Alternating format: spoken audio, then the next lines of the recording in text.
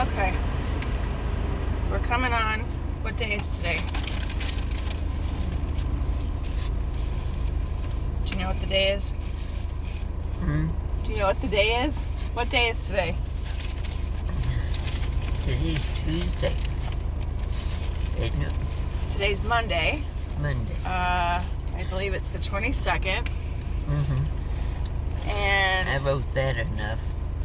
you did. You had to sign a lot of papers today. Yeah. So, why don't you tell the people what we did? What did you do? I didn't do anything except drive you around. But what did you do? Go in and get poked all over. Both hands. Wrist. Crack of the arm. Back of the arm. And had an IV put in. Yeah, for what? Oh, so that I could go take the, go in the tube, I call it. I don't know if that's right or not, but... The tube of doom? Tube of hell. I told that nurse whenever she walked out in the hallway with me. I said, excuse my French, but that is hell. So And I meant it. we had to get blood work. We got two sets of blood work for two different doctors. We like to be as efficient as possible. So 2 birds with 1 stone today. And then we had to immediately, we had to reschedule her wound center appointment because the lab took too long. There were so many people in there today. So that's rescheduled for tomorrow. But the second appointment today was to get a stress test for a cardiologist. I didn't get the stress test. No? At all. No. So what did they do today? The stuff that they were supposed to do on the 22nd? I mean, on the 30th?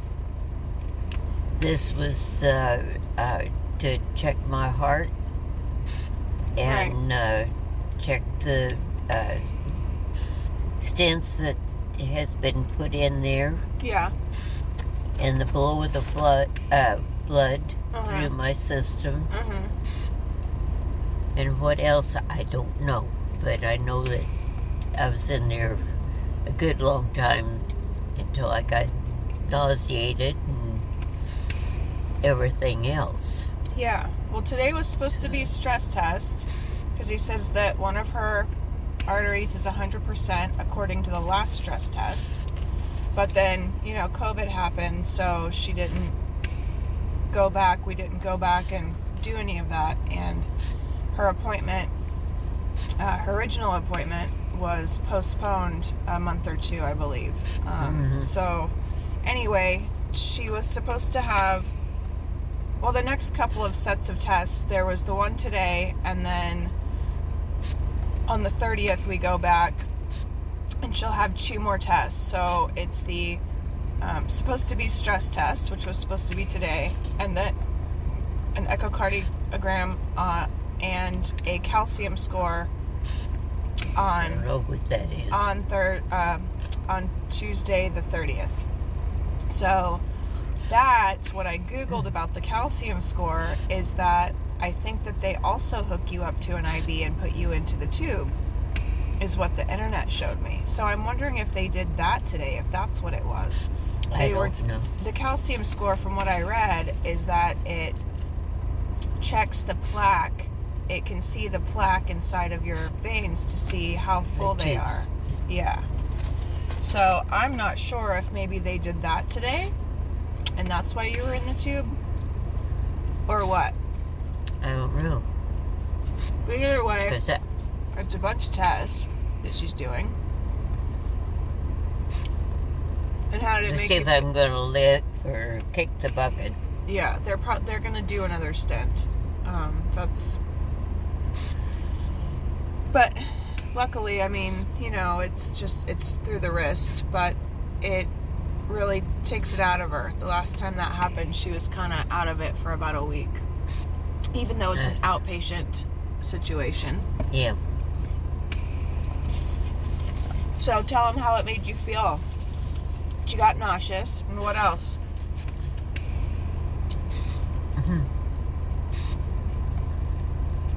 Now I'm stuffing my face. Yeah. The cheeseburger's pretty good. Good. But the frosty that I got just really set the cake. Turned a crappy day upright. Kinda. Because I had been without food since 6 o'clock last night. So I was hungry and I was sick and the whole works. Yeah.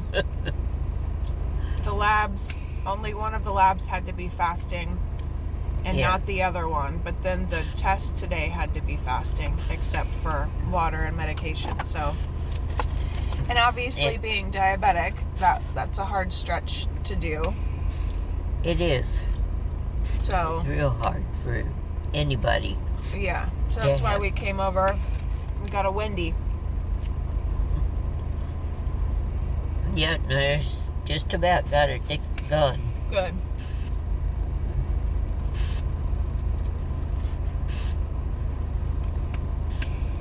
But, it's crazy that they don't specify what they're going to do each time. They put it off on somebody else and you don't know what in the heck's going on. And that's the way I was today. Well, I guess when they call and confirm the appointment, you could ask them, what is it? I've never had this done, and I'm not sure what is going to happen. Can you just sort of tell me about that? That's what I would do. Or if they don't call you, I mean, I can call them for you and get an idea. Because it's ridiculous to walk in there. And I knew I'd be in the tube, or have to go through the tube test, but I didn't know I was going to have the IV, and I didn't know that I was going to be punctured 5 times on the other hand. So that's just really... It's a lot. Really drained me today. Yeah.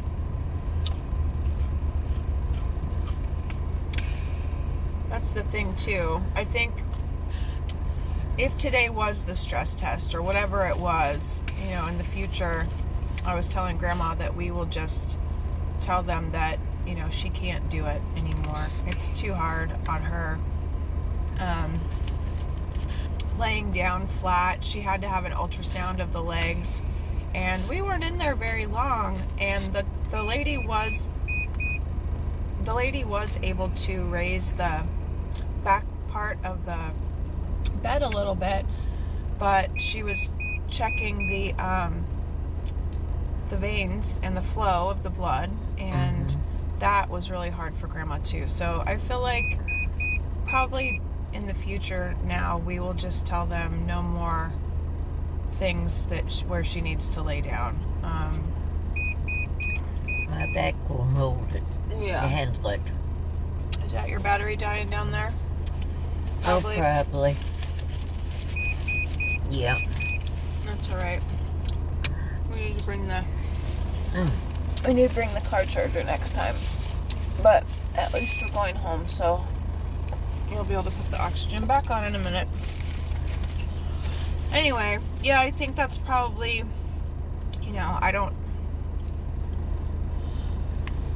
we never anticipate that she's going to need to go through all the tests that she always ends up going through, but for the future, I think we're just going to tell him not to do that. It's really physically taxing for her. And then usually whatever the, they inject with dye for a lot of these tests with her, and it just, I don't know, they were telling us the last time that as patients get older, whatever is inside of the dye can sometimes make them tired or a little bit lethargic or kind of queasy, and that's definitely been the case with her the last year or so. I think that when you've just had that kind of thing in your body repeatedly for so many years, it's hard. It's hard to do. So it's shock to the system.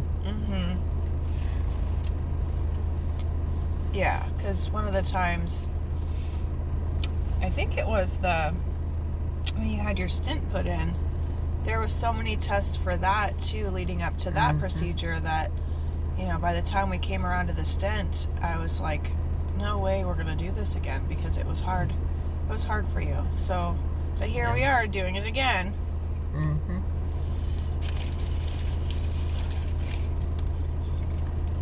Phil doesn't realize, he's never gone through this type of tests that I know of anyway. Yeah. And there's no, I don't want to say sympathy, because that's not what I want, but him to realize that I'm not the 30, 40-year-old woman that I used to be. And I can't get up and do all the things that he is expecting of me. Yeah. And, that's like to do the dishes. Yeah, I know he's got a bad back and everything, and that he hurts. And I never ask him for very much at all to do, and everything, but he expects me to go in and stand and wash the dishes, or get them in the dishwasher, I should say, and feed the dogs, because they won't go to him at all. And I get up and I let them outside, and sometimes I let them in, and that's about the only thing that they will do for him besides go to bed. Well,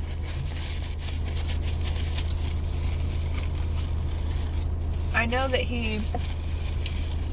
I think for a while he was like a lot of us, and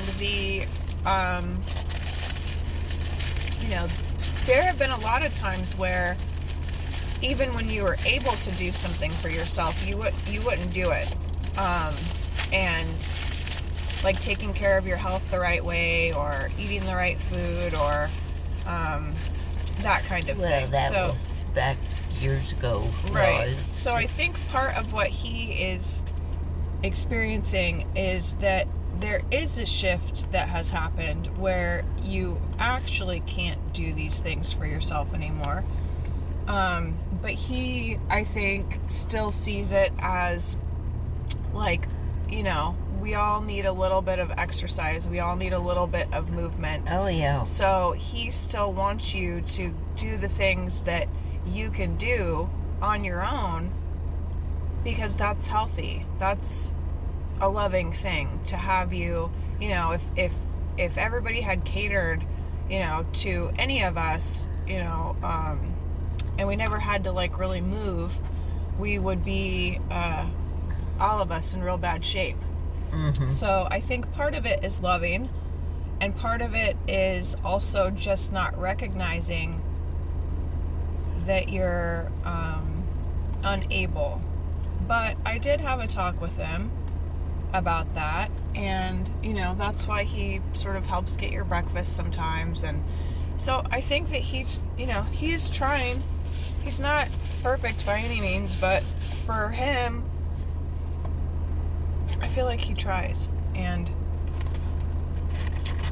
he usually cooks the dinner, and I appreciate it. I told him more than once, that the food was good, and he had done what I had asked, or what, right, even what we had decided on doing. right. Like last night, I said, it's going to be hot, and too hot to get the kitchen, do a big cooking deal. And I said, why don't you just make burritos for us for dinner? And so he said, well, that's okay with me. And everything, and it was a big 16-inch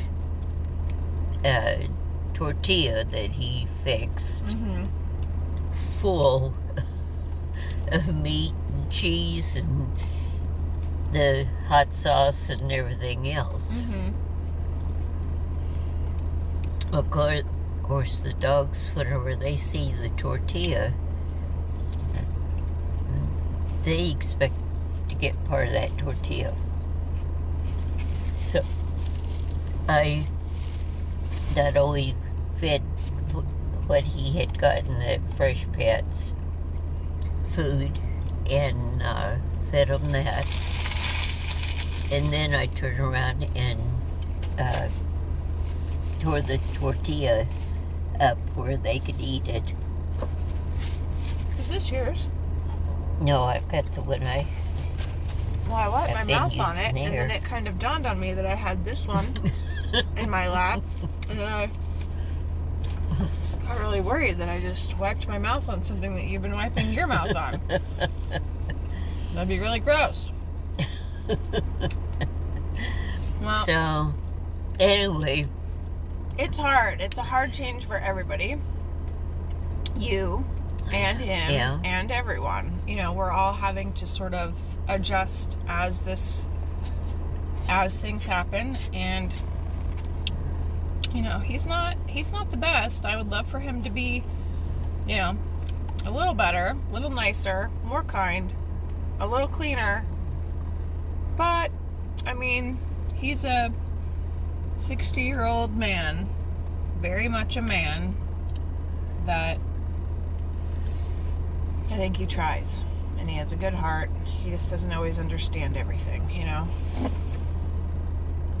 Well, Grandpa was that way in a lot of ways. Yeah.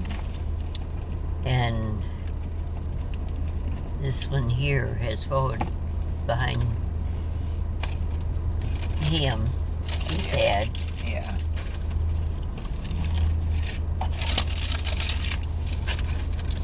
Well, and I thought he was going to turn out like Grandpa would.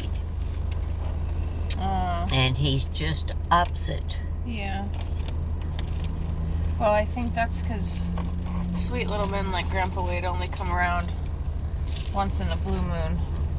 But Grandma had a lot to do with that. Yeah.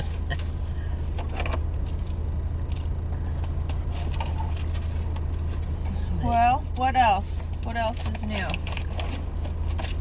I never posted that other video that we took about your leg. So she's been going to a wound doctor, and we're actually getting somewhere this time, which is weird because she has seen a couple of different wound doctors in the past and never really got anywhere. It was always just kind of do this, and now this one, He's put me on antibiotics. yeah, he actually scraped her leg again because she just finished her antibiotics 2 weeks ago, I think. Yeah. Without looking at my calendar, I don't remember off the top of my head, but I want to say a couple weeks ago, and her in-home nurse, the company that they use, so they can do swabs and check for infection, which is how they knew that she was infected last time. She kind of had a suspicion. It was looking funky. It was smelling funny. Just draining a ton. So she swabbed it. Sure enough, it had infection. Well, they never swabbed after to see if the infection was actually gone. So we started going to the wound doctor, and the first one, we've seen two over there. One of them is Dr. Capote, and he is, I believe that if veins in the legs or that, he's sort of that kind of a guy. And he does do wounds also, but he has a PA that Dr. Passabach, I believe is how his name is pronounced. He's the second one that we saw, and I think he was so nice and so on top of it. So he scraped her leg again, not scraped it, but swabbed it, and he said that he was going to do it because even though around the clock they had been given the instructions to do it, he didn't want to wait on them just in case they lollygagged or whatever, which they did. They never actually came back and told Grandma that there was infection still there. And he kind of suspected because the leg was still kind of red. She has one leg right now that is not bandaged at all, except just compression, no wounds or anything, so that's great. The other one, he is thinking that maybe the Uniboot, which is wet, and it's got medicine or something on it. Yeah, it's got, I call it like wrapping you like a mummy. Right. And sometimes they would come 3 days a week or 3 times a week. Right. And other times I would have to go with the infection and everything else pouring out in my slippers and in next to my feet. So it infected my feet on the bottoms where I couldn't walk. And my heel is still very tender and everything. It's not open sores, but it's got an infection in the heel of my foot. And so... Well, somewhere in the leg is infection. I mean, the whole thing is infected. Yes. But what I'm saying is that the heel, when you start to take a step, your heel goes down first, and that's where all the pressure and the weight and everything else goes to the floor. Right. You know, so you have no padding to protect that tender foot. Right. Part of the foot, I should say. Plus, her foot has peeled and peeled and peeled and peeled, so... I think it was 4 or 5 times. Well, I mean, that's just like recently, but in the past, I mean, that's what your foot has done continuously. So her foot is like a newborn baby's foot. Like, there's no callus, there's no padding, it has just peeled and healed and peeled and healed so many times.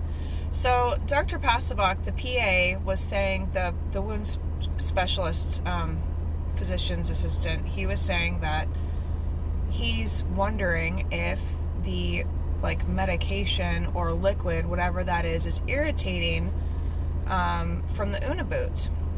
So he is having them go just to ground zero with it. No Uniboot, no silver, which is like a pad that usually ends up turning gross and black. Yeah. None of that. He's using now this violet stuff, and they paint it on with a giant swab, and it's a thing that Grandma remembered from when she was a kid. So it's been around. Her whole foot is purple. But it's antibacterial.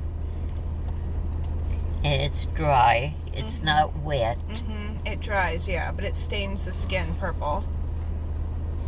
So I look like a purple-footed something. Yeah. I don't know what. But anyway, that's, and it was called tincture of iodine. You remember? It's what I remembered what, from when I was 7, 8 years old. Uh-huh. And they would use it on ringworms, any bad cuts. Mm-hmm. Scrapes. Uh-huh. Mm-hmm. And so this is what the kids would get from the nurse at school or whatever Mm-hmm. to help heal and get rid of, especially like the ringworms and everything, because you'd see kids coming into school and here's these big purple spots. So they knew Like they had polka the plague. dots. Yeah, everybody knew. Stay And- away from Johnny. Yeah, and don't be touching them and don't be up close because you could get the ringworms. Mm-hmm.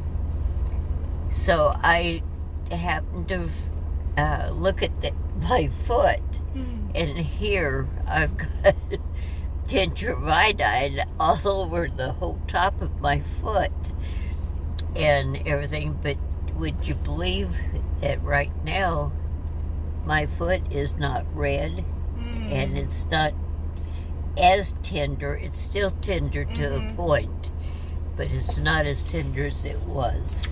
I'm hoping too that with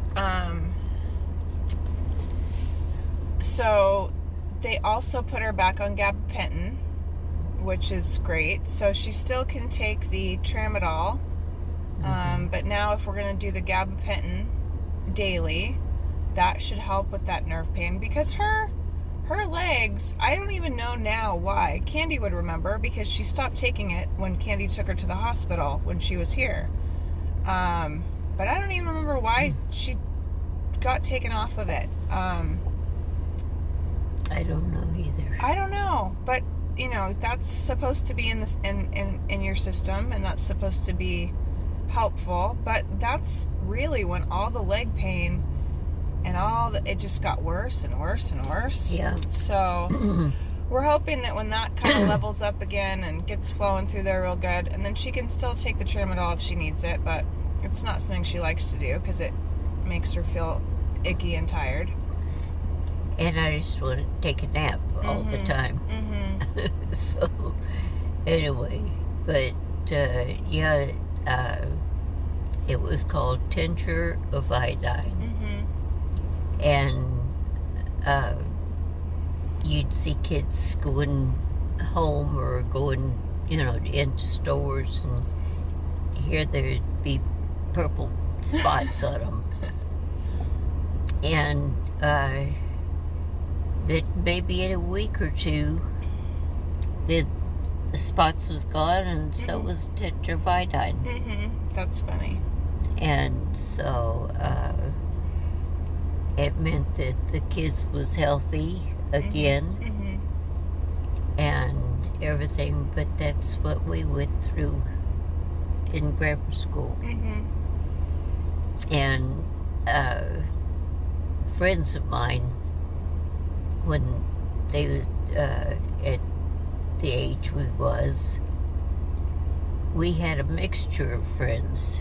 We did not see any difference between whites or blacks or Chinese or Mexican. Mm-hmm. We had a combination. Mm-hmm.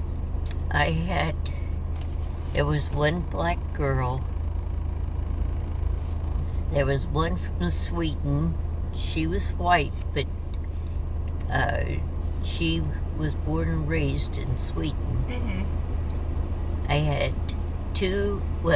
one Chinese girl and one Japanese girl, which usually there is a racial problem between the two countries. We was all friends, plus the Mexican girls, I think there was 2 or 3, and we all hung out together.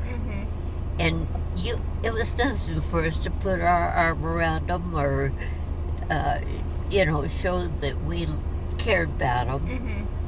Except that one little girl that wanted to cut you with the knife that was in her bangs. Well, that was another story, though, and she was an older She was just a bully. girl. And she kept saying, "You're gonna die, and we're gonna kill you." That's what they said to me. Yeah. And so it happened one day that she wasn't with our group, but she wanted to get in, I think, is the whole problem. And the black girl that was in our group, she protected all of us. It didn't make any difference what race or whatever. She was going to see that we was okay. And whenever she seen that girl with that roll in her hair, she walked up to her and she says, "You touch any one of my friends, and I'll cut you but good." Oh, well, that's nice. And she said, "These are my friends, and I love all of them." Oh. And I said, "I would love to know where she's at now." Oh, yeah, for sure. And because she would be somewhere close to my age. Yeah. And I said, if I could ever find out where she ended up, it would tickle me to death. But I have no idea where she's at. Well, next time you have Candy or Tammy on the phone, or if you guys are listening to this, remind Grandma next time you call her, and they can see if she's on Facebook. Well, her name... She probably got married. Oh, I'm sure she probably did, and But she they probably can had try. kids. Yeah, they can try. But, You never know. no, this is true. But Sometimes she was... people, the women on Facebook, you can put like a surname or, your maiden name. Well, I happen to know what her name was back then. Yeah. And it's very common. But her name was Regina Smith. Oh, goodness. Okay. And I got a letter on one of my tickets that I had sent back, trying to win some money. And at the bottom, it was Regina English. So I don't know if the guy's last name was English or what. But anyway, that's what it was signed. And I thought, I wonder if it's my Regina that we was so close and everything as a little kid and growing up, or not. Well, you've got that one picture of her that I saw, which is like really, really cool. Because just having pictures from back then was, it's a treat. Yeah. I'm glad that you have them. Well, I have the picture of her and the one of the girl from Sweden, and I can't think of her name. I haven't been able to come up with it. But in some of my books, I'm sure that I've got her name. If I still got my books, I have no idea if I've even got any of my high school or junior high books. So, but we was such a close group, and I said there had to be at least 7 or 8 of us. And we would put our arms around each other and walk around the whole schoolyard lined up. But we did. We had such a good time, and there was no fights. There was no being mad or anything between our group of girls. And I said, it hurts me whenever I see what goes on at these rallies and all this garbage. Right. And the fights and all the stuff that it ends up. Yeah, people are wild. And I said, they're crazy. They're out of their cotton-picking mind. They don't know what they're doing. They're just looking to do something or kill somebody or do whatever. And we never even thought about such a thing. You know, your friends and stuff are kids that you grow up with, regardless of what religion or what nationality or anything else. Right. Love the person for themselves, you know. And last night Phil got off on the blacks, and he said, how was it he put it? Anyway, something about the blacks, and I got about half pissed off at him. Yeah. Because I said, they're stupid. They don't know what in the heck they're missing with that person. You know, because he could be your next door neighbor, he could be your friend. Right. And maybe somebody that would help save you. And here you're cussing them out and calling them names and all this kind of garbage. I said, it's ridiculous. You're supposed to love your neighbor and your friend. Right. And I said, here, they're looking for fights. Yeah. They're looking for killing people. They're, you know, and I said, we've got enough people dying from the sickness that's in this country right now. Yeah. And I've forgotten what they put on the news last night. Anyway, it was with over 1,000 people in this one area that had died from this virus. Yeah. And I went in the bedroom or the bathroom and cried last night because I could not see the fact of people feeling that way about another person. Yeah. And not even knowing them, really knowing them, their personality, the love that they are maybe trying to put out, and they don't know which way to do it. Yeah. And I said, we didn't have not one bit of that in our group of girls that we run around with. Yeah. So it just makes me sick whenever I think about it. You know, what our country has come to. A lot of people sit around and they make judgments and they talk about people, but you know, they would never say those things to another person's face. You know, if Phil, Right. you know, he would never speak like that to Doc. No. I think that he cares about him a lot. So He does, and I always did.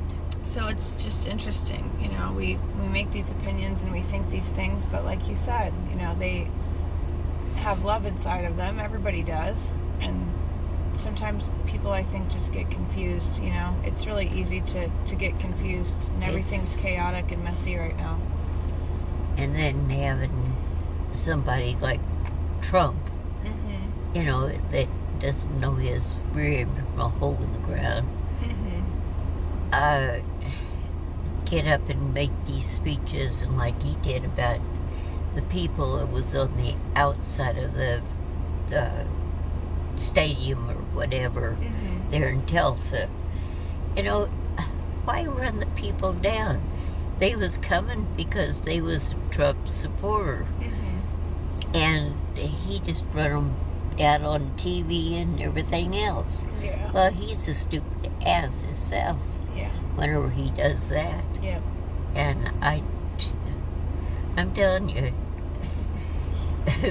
Paulette and I, we said he didn't know nothing. Yeah. You know, she said he's so stupid that he don't even know what he's doing. He's embarrassing. I wish that he would just be quiet.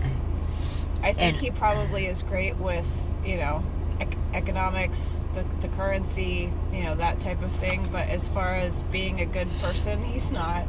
He's so embarrassing. It's. Well, he wants everything for himself. He's not thinking about the country or trying to see that people have what they desperately need. And all he can think about is that almighty dollar in his hand. Yeah. Or in his bank. Well, except we're lucky we did get a stimulus. We did get that.